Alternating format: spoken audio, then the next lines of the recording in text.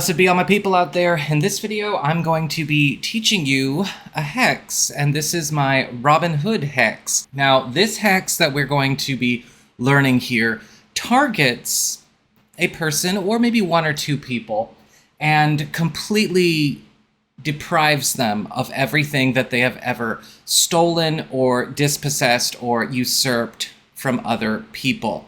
And so it's kind of like taking a person's life and dumping out everything that they ever maybe got in a bad way, stole from another person, robbed from another person, or anything that they may be dispossessed. Maybe it's they didn't necessarily steal it, but they repelled it from another person, or they chased it away from another person, something where they messed up another person just by doing what they were doing. It's a hex because it's actually affecting everything that person may have done all at once.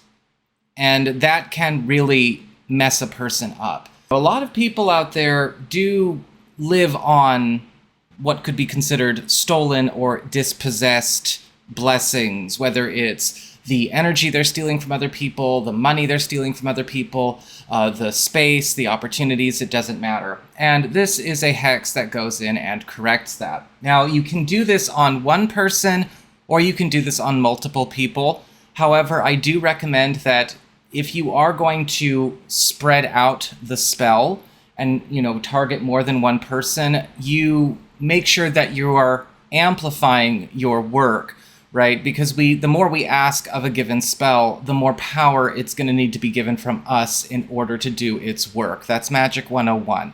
And so, as you can see, this is optional, but I've also put a few quartz points here directing energy into the candle, into the spell itself, in order to make sure it's got the energy to focus on a couple of people that I've actually decided to target here. This is going to be aimed at more than one person.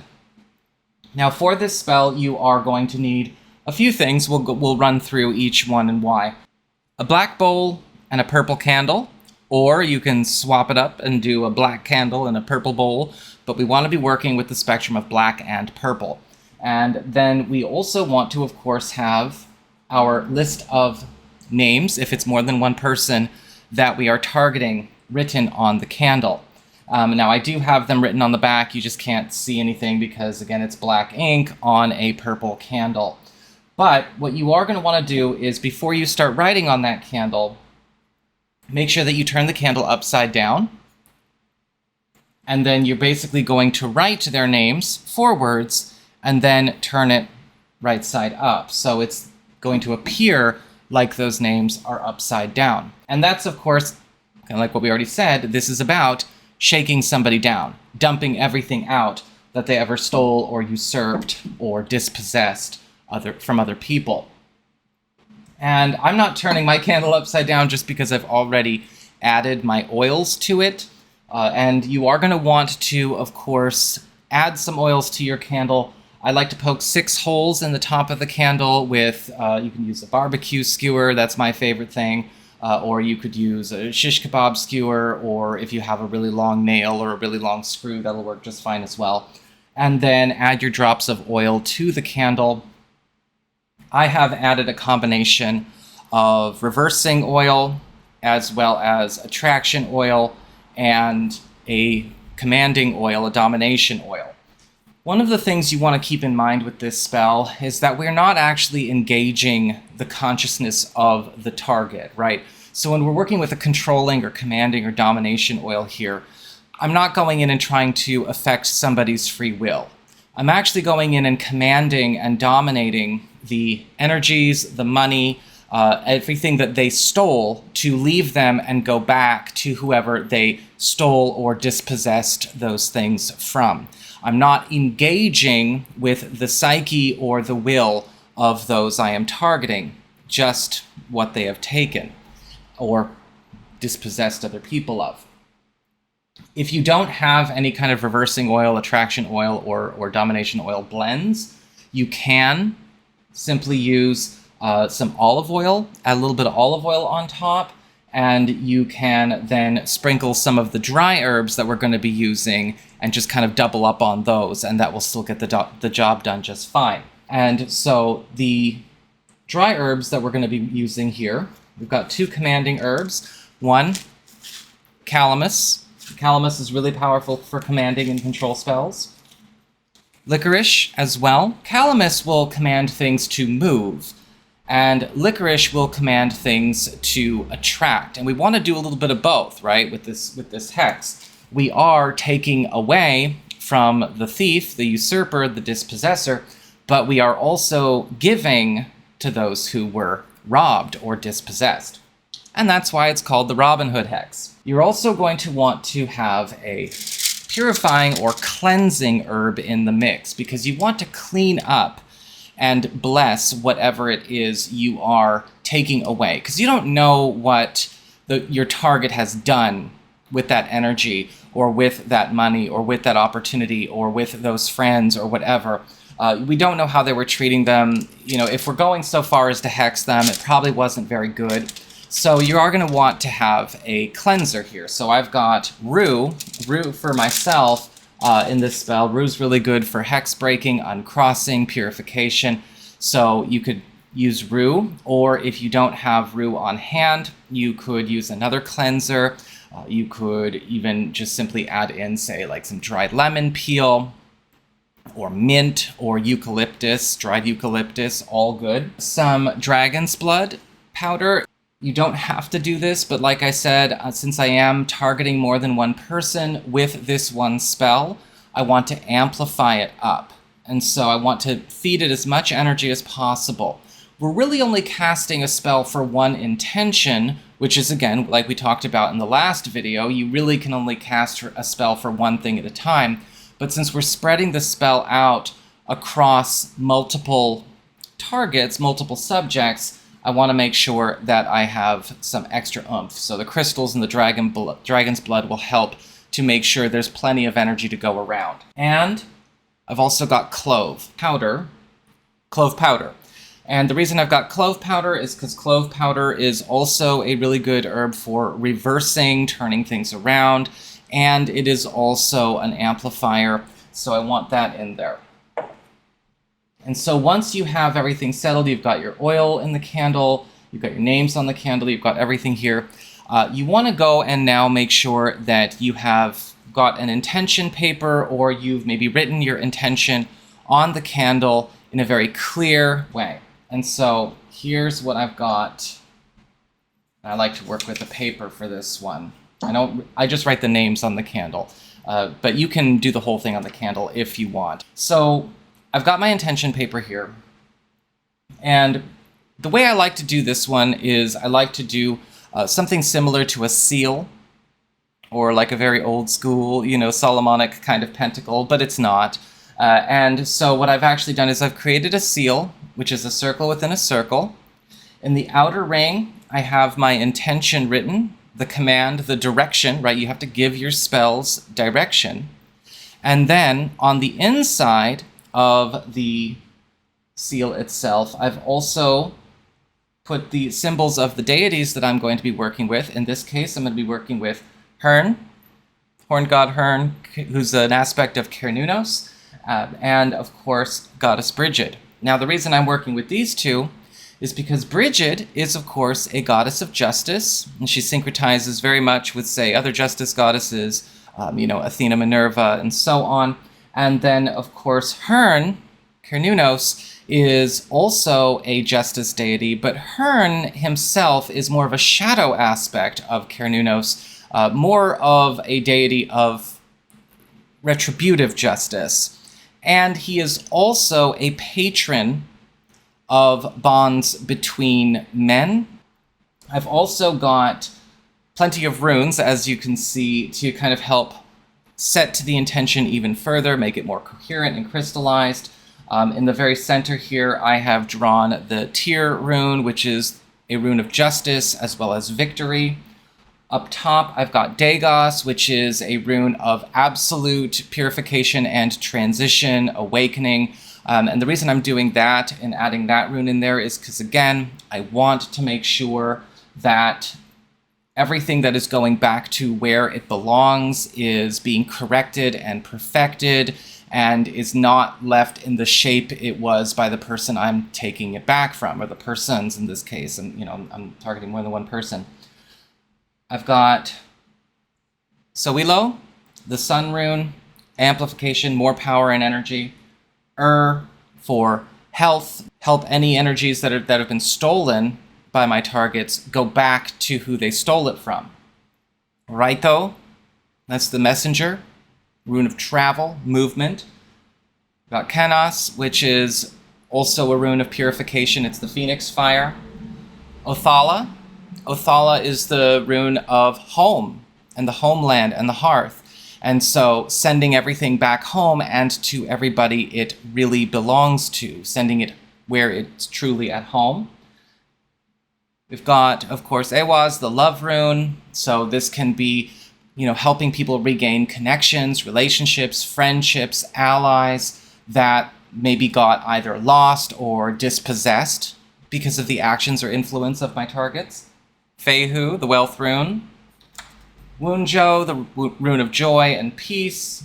And, of course, Gira for harvest and bounty and bringing everything full circle, making sure everything is complete, but again, corrected, perfected, purified, and all of that good stuff. What we're doing is we are basically saying, hey, look, you little shits, every iota of life force energy, every cent, every good opportunity that you ever either stole or usurped from anybody is now going to be stripped out of you and given back to everyone you robbed that from. Once you've got everything assembled here, we're going to want to, of course, continue to dress our candles. So herbs now, I've already done the oils. If you haven't done the oils, you would do the oils now. But we're going to dress it now with our herbs. Now the first thing we're going to do is we're going to take in our commanding herbs. So I've got my licorice root here. And that's what you would do as well if you were just going to use dry herbs and olive oil. Same thing with the calamus root.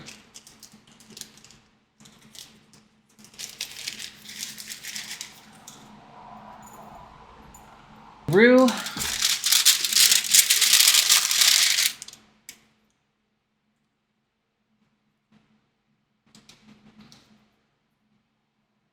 Clove.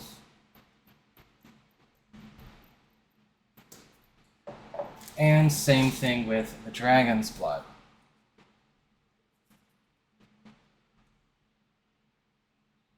Now I'm not going to be lighting this here, but I will be going through and, showing you, miming with you what I'm going to be doing later when I'm doing this spell in earnest. I'm not going to be doing this spell here on camera because this is not actually my altar itself. My altar is over there. I'm just getting this prepared. But my altar right now, it has got a big old offering feast on it. And so I'm just going to take you through the steps of charging this. If magical hours and magical days, or planetary hours and planetary days, matter to you, you're going to want to do this spell on a Tuesday, a Saturday, or a Thursday, or in the hours of Mars, hour of Jupiter, or hour of Saturn. You can do this spell at any time. It doesn't matter what the moon phase is. It's always going to be a bit more powerful to do your magic on the full moon, but I always say get started, do your thing. When you are getting ready to charge, if you are working with deities, make sure before you start charging, you're calling those deities in. You don't have to necessarily work with the deities that I'm working with. In fact, you probably do have, if you work with deities, already some deities in mind that you already have a connection with, that you already resonate with. They may or may not be Cernunnos or Brigid. They could be other deities. You could work with, again, Athena Minerva. You could work with another aspect of Cernunnos, or any other kind of justice or retributive justice-oriented deity.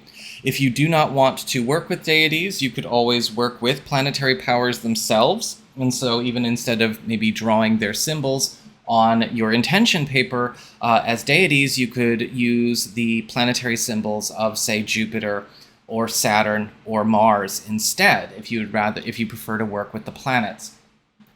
But you want to make sure that you're calling them in and then bringing yourself into a place where you are absolutely centered, right? Clearing and letting go of any other kinds of thoughts, energies, intentions, and focusing in on what you are doing here. Make sure that you are not making the mistake of engaging in any kind of spiritual, emotional, or psychic dialogue with your targets. This is not about you talking to anybody that you wrote on your candle. You are commanding the energies and the support and the blessings and the assets and the love and the monies that they may have stolen or dispossessed from others to go back to everybody that they ever robbed. That's what you're really doing. That's the difference between a spell that's going to work or a spell that's just going to be, wasting energy, throwing your emotions and your wants at a person. Once you get centered and you focus on that, recite your intention over and over again to help get yourself centered, right? What I've written on my intention paper here, just to make things more clear, I've just basically written around the circle exactly what this spell is intended to do.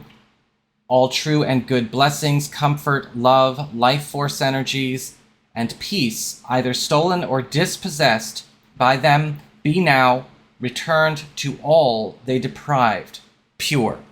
I want to make sure that, of course, again, that I am specifying that everything that was ever taken or stolen or dispossessed by these people goes back in a way that is blessed, purified, cleansed, corrected, and perfected for everyone. And that's the other thing you want to keep in mind. Don't just focus on you. Actually, some of the people on this candle here haven't really done anything to me.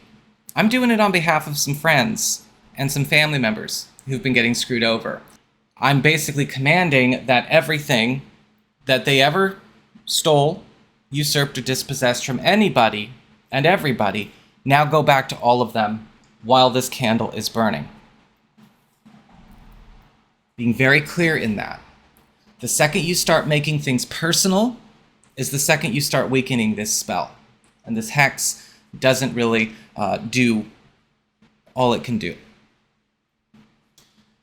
Once you've gotten yourself centered and ready and you're clear on your intent, now it's time to charge up your work, right? Focusing within, raising your power, raising your energy, filling and surrounding yourself with a bright silver energy into the candle, into the oils, into the herbs, into our intention paper, into the crystals, and focus on charging it up with that silver energy as brightly as you can, consuming and saturating every particle of everything here, expanding and expanding and expanding until you can almost, in your mind's eye, see nothing of what's in front of you.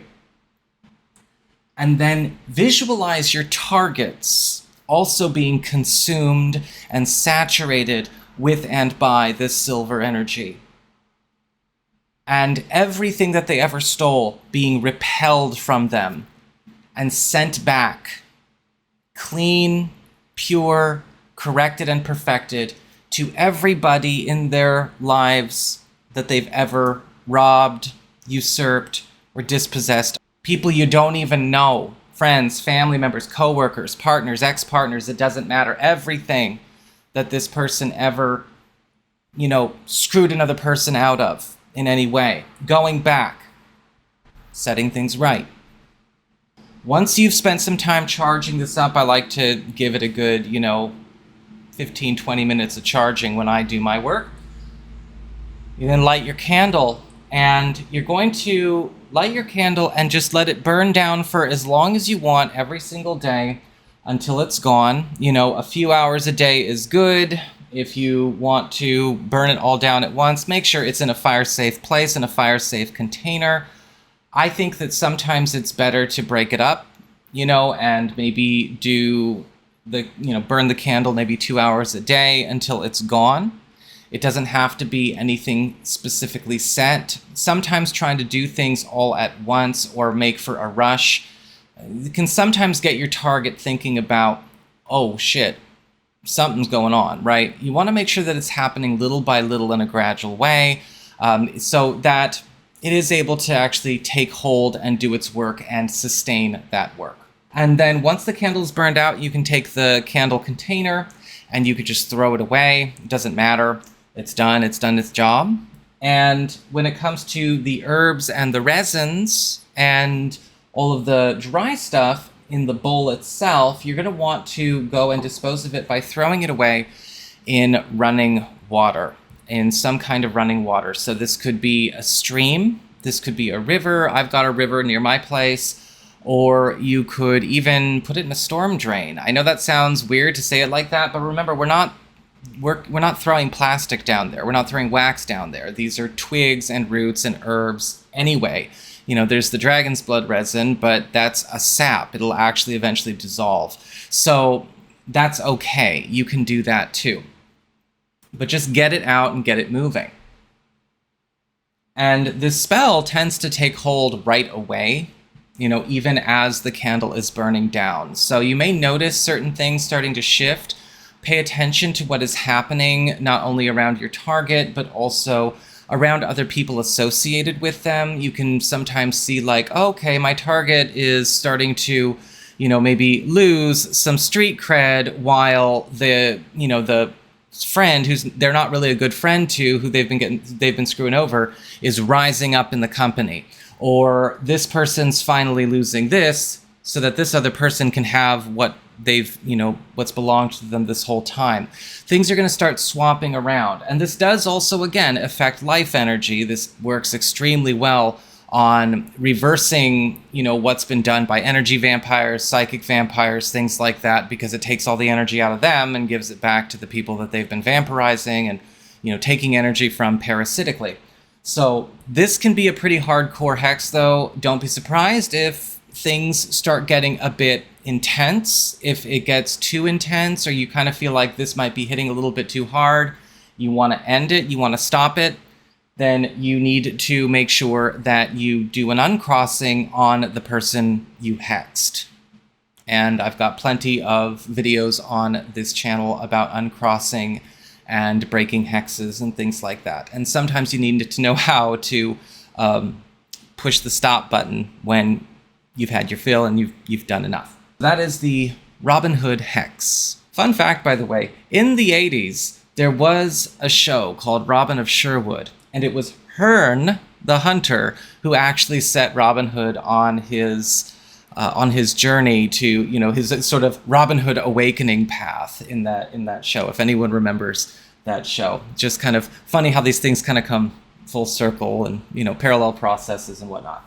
Anyway, this video has gone on quite a while, so I am going to leave you to it.